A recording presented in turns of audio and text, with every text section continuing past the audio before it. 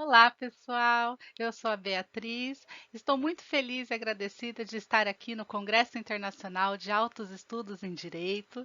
E nessa oportunidade eu venho compartilhar com vocês uma experiência pessoal no campo da gestão dos resíduos sólidos, no âmbito da minha residência, durante a pandemia de Covid, nos anos de 2020 e 2021. Eu sou arquiteta, fiz mestrado em urbanismo na PUC Campinas e atualmente estou cursando doutorado na Unicamp em engenharia civil com ênfase em saneamento e faço parte do grupo de pesquisas Fluxos, o laboratório de ensinagem e sustentabilidade socioambiental e morfologia urbana, um grupo multidisciplinar que tem a sustentabilidade socioambiental como eixo transdisciplinar das nossas discussões, o que agrega muito às minhas reflexões e estudos sobre a sustentabilidade cotidiana. Também faço parte da Univesp como discente, num curso de especialização para o ensino à distância e também como facilitadora EAD. E também sou ativista no movimento das Ecovilas, onde lidero um grupo de pesquisa na rede Casa Brasil, que faz parte do Conselho de Assentamentos Sustentáveis da América Latina, que está integrado à Rede Global de Ecovilas, um movimento de pessoas comprometidas em viver de uma maneira mais sustentável. Quero iniciar nossa conversa com uma pergunta. Você sabe o que é lixo? Minha orientadora, a professora Emília Rutkowski, ela nos explica que o lixo é um material misturado que não pode mais ser recurso. Ou seja, né, é uma mistura inadequada de várias coisas que juntas formam o lixo. E que coisas são essas? O resíduo sólido e os rejeitos. Os resíduos sólidos são aqueles materiais que podem sim ser reciclados ou reaproveitados. Com isso, eles têm utilidade para outros processos. Então, eles estão inseridos dentro de uma lógica circular, em que são materiais entendidos como recursos. Já os rejeitos são aqueles materiais que, infelizmente, não podem ser reaproveitados, nem reciclados, nem compostados, e só encontram como destino a sua disposição final, né, seguindo uma lógica, portanto, linear de consumo e descarte. Agora que já temos clareza do que significa lixo, resíduos e rejeitos, vamos partir para a parte prática, né? Como vamos lidar com os resíduos e os rejeitos na nossa residência? Será que a lei nos dá um caminho, uma resposta? A Política Nacional de Resíduos Sólidos, instituída em 2010, propõe uma hierarquia na gestão de resíduos. Então, há uma prioridade de ações que pode ser trazida para o âmbito da nossa residência, do nosso dia a dia. Primeiro de tudo, evitar o consumo para não gerar novos resíduos. Né? Então, de repente, fazer escolhas mais conscientes de consumo, de modo a evitar o excesso, né, de geração, por exemplo, de embalagens, né? E isso inclui também reduzir o consumo. Às vezes é possível obter um produto sem embalagens, por exemplo. Então, é um caminho para a redução, entre outros, que vamos falar mais à frente. Inclui também atribuir novos usos, olhando para os resíduos na perspectiva destes como recursos a serem reincorporados em cadeias produtivas, né? Então, não apenas com a reutilização, mas também com a sua transformação por meio da reciclagem. E quando essas etapas já não são mais possíveis, há o tratamento para que esses aí sejam dispostos, né, de uma forma ambientalmente adequada. Então, além de pensarmos a entrada dos produtos na nossa casa, na nossa vida, vamos olhar também para a parte do descarte. Né? E nesse momento é importante destacar esta expressão, a segregação na fonte. É muito importante separar os resíduos no momento em que o produto perde a sua função para a qual ele foi adquirido. Então, como que funciona? Nós fazemos as compras, carregamos para os nossos domicílios e aí, depois que nós fazemos o uso e decidimos que aquele produto não tem mais função, né, vamos então descartá-lo. E aí que ele vai encontrar a sua primeira separação entre resíduo sólido e rejeito, ou seja, aquilo que pode ser reutilizado, reincorporado, reciclado, que é um recurso, e aquilo que não, que só vai encontrar a sua disposição final ambientalmente adequada, porque vamos garantir que ele encontre o caminho correto e não seja descartado aí de qualquer maneira, poluindo o ambiente, não é mesmo? Então, olhando para os resíduos sólidos agora, o que é reutilizável, por exemplo, um pote que vamos reutilizar por algumas vezes na nossa casa como um recipiente para acondicionar alimentos, objetos, organizar as nossas gavetas. Então, seria uma reutilização, algo bem simples. O reciclável, ele também tem uma subdivisão. Você pode perceber que dentro daquilo que se chama lixo, existe coisas molhadinhas e coisas mais sequinhas. Né? Então, do que nós estamos falando? Estamos falando de resíduos recicláveis inorgânicos e resíduos recicláveis orgânicos. E essa separação na fonte é muito importante para a qualidade do tratamento e da reincorporação desses recursos em outros processos. Feita essa breve introdução no tema de gestão dos resíduos sólidos no âmbito domiciliar, vamos falar agora de uma forma contextualizada e um pouco mais prática, em que eu vou trazer como que as mudanças na pandemia colocaram o foco da minha atenção sobre os resíduos que estavam sendo gerados na minha residência. Então, na pandemia, nós tivemos como política pública, né, as medidas de isolamento social, uma maneira de prevenir a transmissão e o contágio da Covid-19. No meu caso em específico, houve a migração abrupta, né, do modo presencial para o modo remoto, tanto no âmbito do trabalho quanto dos estudos. E também é, restringir as minhas saídas ao máximo, cumprindo, portanto, com o isolamento de uma maneira totalmente voluntária, né? E com isso acarretou em um pouco mais de sedentarismo, algo a se notar, né, com impactos negativos na saúde. Outra coisa que aconteceu, comecei a fazer mais uso de delivery, ou seja, reparei que estava consumindo mais embalagens. Aquilo estava se acumulando de uma maneira que chamou a minha atenção. E, além do mais, nas poucas vezes que saía, utilizava máscara. Continuo ainda utilizando, para falar a verdade.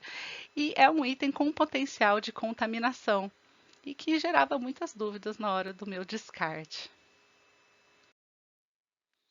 Estou falando aqui de um momento histórico bastante desafiador que nos trouxe a necessidade de adaptações, de mudanças necessárias. E eu estava me perguntando, junto com a minha família, como que iríamos alterar as nossas condições de vida, simultaneamente reduzindo custos e mantendo ou aumentando a qualidade da nossa vida. Então, no contexto da minha experiência, eu vou trazer aqui para vocês como que foi fazer uma transição de uma área central para um bairro periurbano, na franja da cidade, na divisa do município com outro, praticamente na zona rural já, e com menor oferta de infraestrutura e serviços urbanos, em comparação ao local de residência anterior. Vou explicar como que foi a transição geográfica, então. No canto inferior esquerdo, nós podemos notar no mapa do Brasil que eu estou localizada no estado de São Paulo. Um pouco mais à direita, nós vemos a região metropolitana de Campinas inserida dentro dessa unidade federativa. E aí, a gente tem, dentro da região metropolitana de Campinas, os dois pontos, o de saída e o de chegada. Então, nós vemos aqui no mapa do lado direito que eu estava numa área urbana bastante consolidada, com um tecido, né, urbano mais ou menos homogêneo aqui, que conforme se direciona, né, se afasta, né, desse centro, cerca de 15,5 quilômetros, chega aí numa matriz da paisagem muito mais natural, claro que com intervenções humanas, então é uma natureza bastante modificada pelas atividades urbanas, porém ainda bastante suscetível a processos de urbanização. Então aqui nós vemos que teve esse movimento, né, dentro do território da cidade. Então, para ilustrar um pouco melhor essa mudança do ponto azul para o ponto verde, conforme sinalizado no slide anterior, eu trouxe aqui uma vista aérea, onde está circulado em azul o prédio em que eu residia, e também uma vista da avenida mais próxima, que margeia o quarteirão desse edifício, onde nós podemos reparar que realmente é uma paisagem urbana consolidada, com ruas asfaltadas, sinalização de trânsito, edifícios comerciais e também um equipamento urbano que faz parte da cadeia de resíduos sólidos, né, que é esse container no canto inferior direito da foto acima aqui no slide. Então a gente vê que é aqui que são depositados os rejeitos, que aí são transportados, né, de caminhão para o aterro sanitário mais próximo em Paulínia, uma cidade vizinha, né, ao município de Campinas, dentro da sua região metropolitana. E aqui nós podemos ver como que é o cenário no ponto verde, o local atual da residência, no bairro mais afastado do centro urbano, em que não há asfalto nem sistema de drenagem, também não observamos nenhum tipo de equipamento para a coleta dos resíduos sólidos domiciliares, porém, não é um bairro desestruturado, ele está localizado na zona urbana do município ainda, né? Vemos aqui um equipamento público, uma creche, do lado esquerdo, enquanto do lado direito tem comércio, assim como alguns veículos, né, que trafegam por aqui, bem como alguns animais que também podem ser encontrados pelo caminho. E nos aproximando um pouco mais, podemos ver aqui a alteração na tipologia habitacional. Então, de um condomínio vertical para uma residência térrea com um grande quintal ao redor. E o contato direto com a natureza proporcionado por esse novo ambiente fez surgir novas questões. E a principal delas é: em que medida a mudança de endereço nos favorece viver de maneira ecologicamente mais equilibrada? Então, nesse novo contexto, com maior abundância de natureza, com mais espaço disponível, porém com menor oferta de serviços urbanos, por exemplo, a ausência de coleta seletiva, o que fazer com os resíduos gerados na residência? Do lado esquerdo, nós vemos aqui um acúmulo de resíduos sólidos inorgânicos, enquanto do lado direito, alguns exemplos de resíduos sólidos orgânicos. O primeiro passo foi lidar com o acúmulo de resíduos recicláveis na residência. Embora a prefeitura não proporcione o serviço de coleta seletiva neste bairro, há catadores autônomos desempenhando essa atividade. E conversando com eles, recebi orientações específicas sobre os tipos de materiais que deveriam ser prioritariamente separados. Ou seja, nem todos os materiais passíveis de reciclagem eram de interesse desses catadores e, portanto, deveriam ser encaminhados como rejeitos para a coleta do lixo comum, que sim, é feita pela prefeitura no bairro. Os catadores autônomos, eles não estão vinculados a nenhuma cooperativa de reciclagem, nesse contexto em que eu estou inserida no momento. E, portanto, eles recorrem aos sucateiros para encaminhar os materiais que coletam. E é por isso que nem todos os materiais recicláveis são efetivamente reciclados. A boa notícia é que há vários tipos de resíduos recicláveis que encontram equipamentos de coleta em estabelecimentos comerciais, como supermercados, postos de gasolina, em que se pode devolver baterias, lâmpadas, eletrônicos, óleo utilizado na cozinha e até bitucas. Tendo encontrado o encaminhamento para os resíduos recicláveis, passamos a observar o que poderíamos fazer com os resíduos orgânicos, que no caso de uma casa com quintal é muito maior do que num apartamento, porque além de todo o resíduo gerado na cozinha, também inclui as podas do jardim, grama, folhas que caem das árvores. Então, o que fazer com tudo isso? Simplesmente colocar um saco plástico e dispor na calçada? Não. Vamos observá-los como recursos, como insumos para hortas, pomares e jardins que passamos a cultivar nesse quintal. E com isso, uma resposta interessante para essa pergunta, de como poderia fornecer alimentos mais frescos e saudáveis para mim e para minha família. Então, nesse espaço, passamos a cultivar com a adubação orgânica gerada a partir dos resíduos orgânicos produzidos por nós no dia a dia da residência. Repare aqui onde está o meu cursor vermelho. É mais ou menos por aqui que fica a cozinha da residência. No próximo slide, nós vamos para esse cantinho escondido aqui entre o depósito de ferramentas e o muro que faz a divisa com o terreno vizinho. Que delícia que é poder caminhar por entre esses canteiros que construímos para colher temperinhos, né, plantas para fazer chá e hortaliças também. Tem até um pé de mamão. Tudo sem agrotóxico e fresquinho.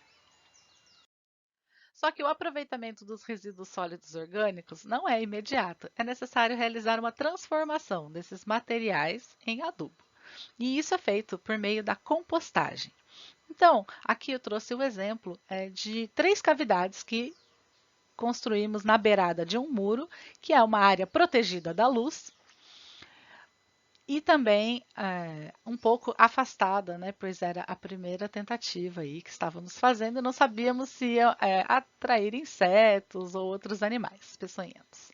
No caso, por estar protegido da luz e enterrado no chão, o que acabou atraindo espontaneamente foram muitas minhocas, e o que foi ótimo, porque elas ajudam a arejar esse ambiente aí, e isso favorece o processo de compostagem.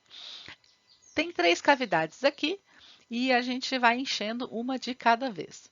A partir do momento em que uma está cheia, passamos para a seguinte, enquanto a anterior descansa, de 30 a 60 dias. E durante esse tempo, vamos de vez em quando fazendo manualmente, né, uma remexida para justamente oxigenar o material e sempre cobrindo com uma matéria orgânica seca, de modo que não atraia moscas e também proteja contra perdas de umidade. Aqui eu trago uma estratégia que desenvolvemos no segundo momento, que foi a compostagem diretamente ao redor dos canteiros ornamentais, ou seja, das flores, das aromáticas. E por que que nós passamos a pulverizar a compostagem no nosso jardim? Por 2 razões.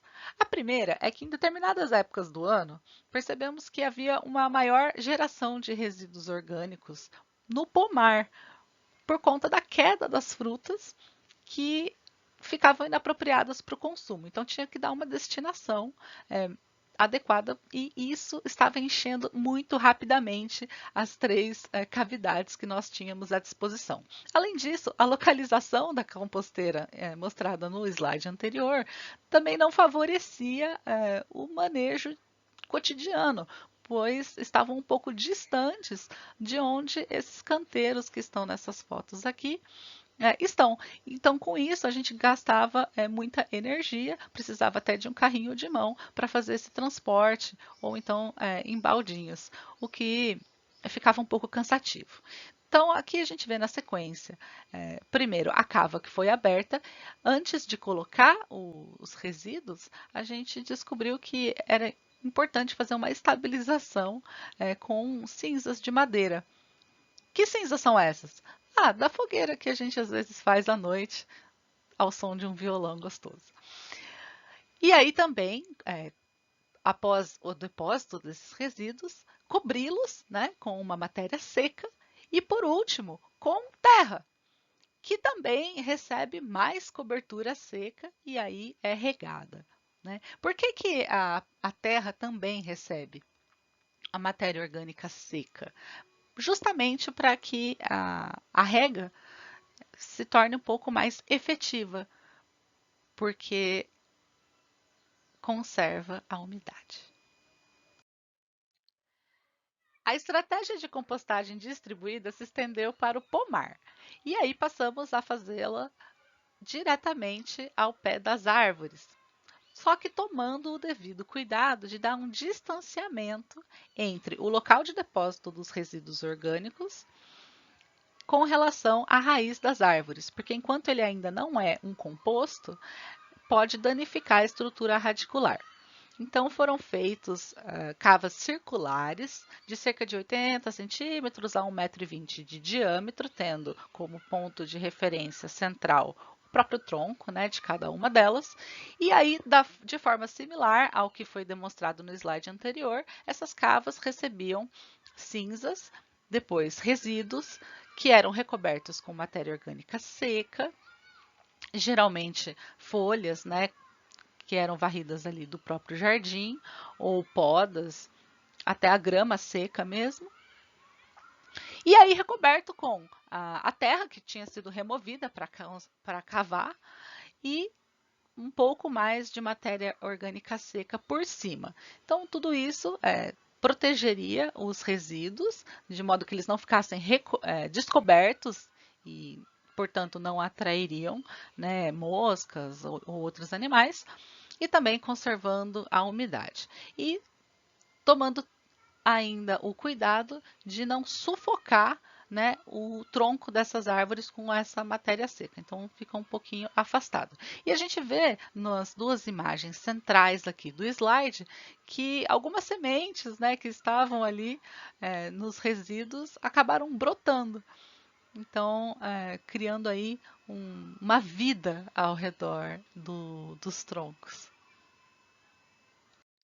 Esse esquema sintetiza a nossa lida com os resíduos sólidos orgânicos da residência, mimetizando a lógica circular que pode ser observada na natureza e assim constituindo um ciclo fechado, um ciclo virtuoso. Acompanhem aqui. A partir da horta, podemos alimentar nossos animais e também nos alimentar.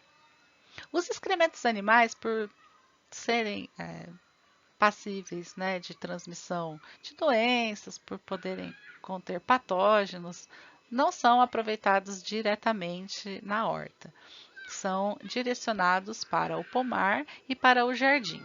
Já os resíduos orgânicos gerados na cozinha, aí sim, esses vão para a composteira e aí esta é a nutrição da horta e quando seu volume é excessivo, também do pomar e dos jardins.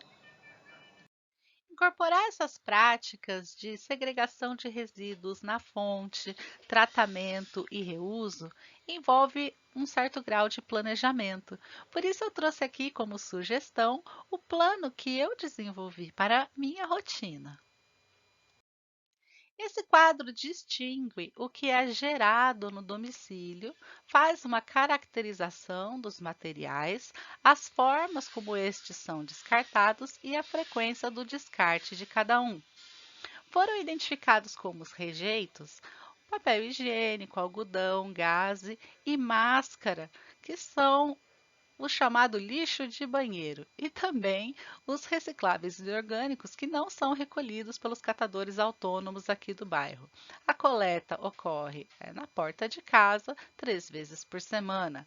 Já os inorgânicos são divididos em duas categorias: aqueles que são coletados na porta de casa, também 3 vezes por semana, só que em dias alternados em relação aos rejeitos, e aqueles que necessitam ser levados por mim para os pontos de coleta localizados em estabelecimentos comerciais.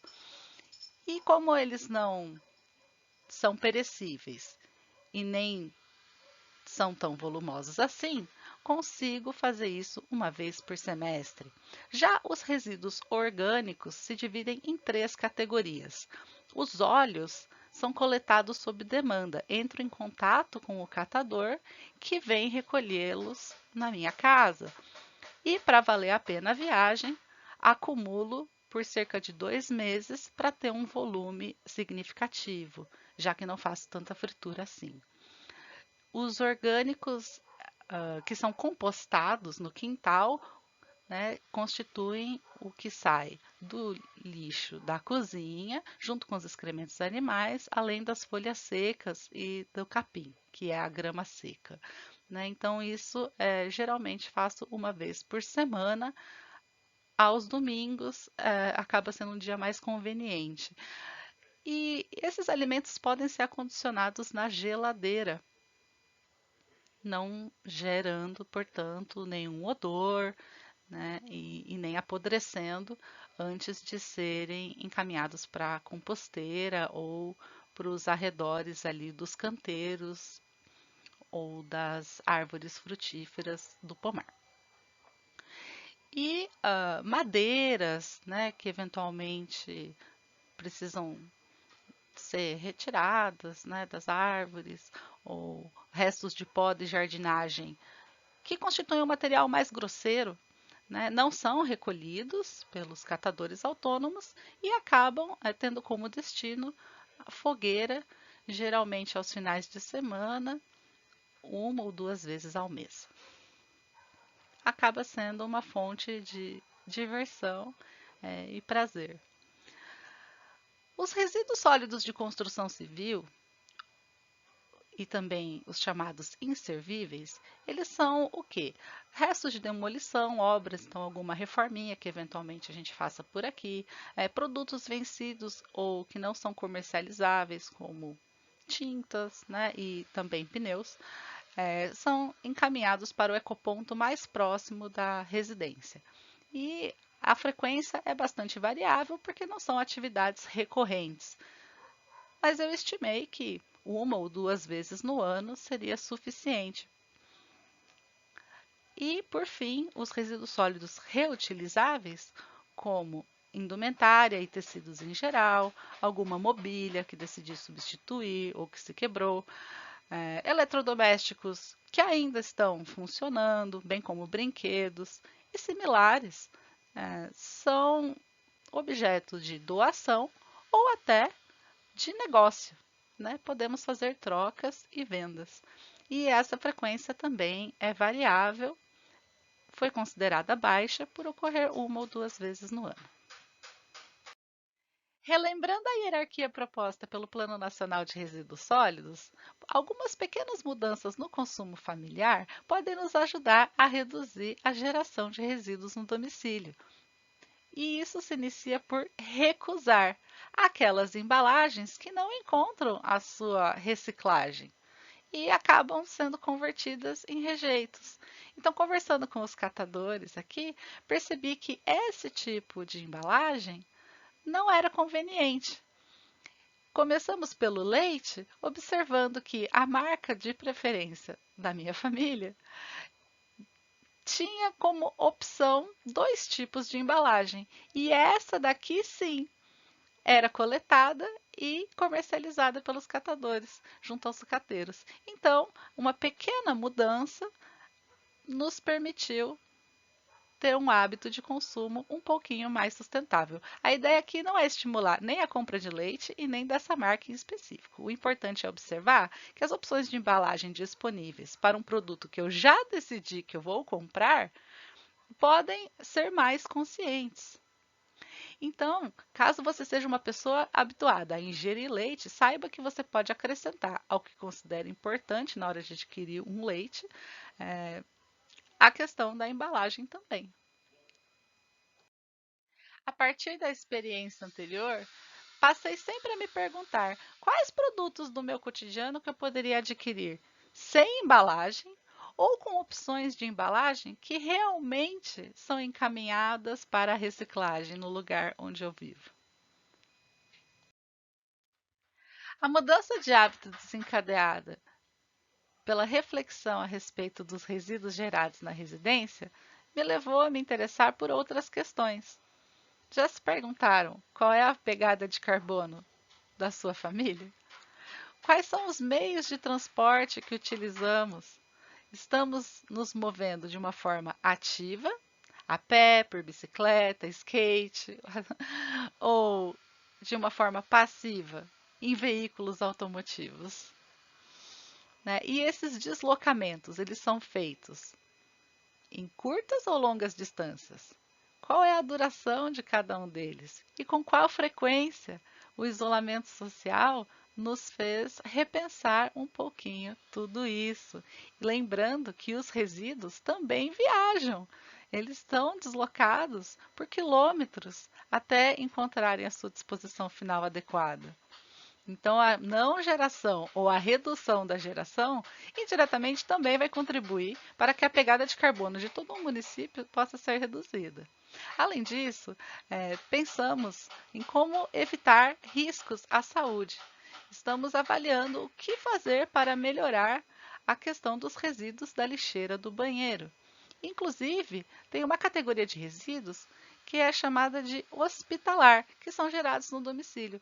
Por exemplo, se alguém tem diabetes, né, e utiliza a seringa para fazer a aplicação de insulina. Então, isso também envolve um descarte cuidadoso, bastante específico. E outras escolhas de consumo que podem impactar na geração dos resíduos, como itens de higiene pessoal e de estética. Será que precisam ser todos industrializados ou podem ser produzidos por mim com a abundância de ingredientes naturais que foi gerada no quintal a partir do cultivo de hortaliças e outros? Há várias plantas com propriedades medicinais que são relativamente fáceis de cultivar e que são bastante versáteis e nos convidam a revisar hábitos de consumo e também as rotinas de asseio e cuidados corporais, como por exemplo a babosa, que pode ser aplicada em diversas partes do corpo e também ingerida. E com isso, nós passamos a ter uma postura também de produtor e não apenas de consumidor, e observar a cadeia de resíduos não só no momento do descarte, mas também no que antecede o uso, observando, portanto, numa perspectiva circular, uma visão mais ampliada do processo. E você? Qual a sua história? Será que onde você vive, os resíduos sólidos encontram uma destinação ambientalmente adequada? Será que na sua região você sabe o que de fato é considerado resíduo e o que é rejeito? Você já havia imaginado ou experimentado formas diferentes de fazer com os resíduos, de modo a ir além da lógica linear de compra, uso e descarte? Se inserindo, portanto, numa lógica circular, reutilizando, reincorporando os resíduos com reciclagem ou com compostagem? O que é simples de fazer sobre isso que você poderia começar imediatamente? Eu adoraria saber, por isso eu deixei aí o meu contato. Escreva me contando o que você anda fazendo na sua residência. É importante a gente falar sobre as boas práticas e também as tentativas frustradas em relação à lida com os nossos rejeitos e resíduos. Por hoje eu fico por aqui. Muito obrigada pela sua atenção.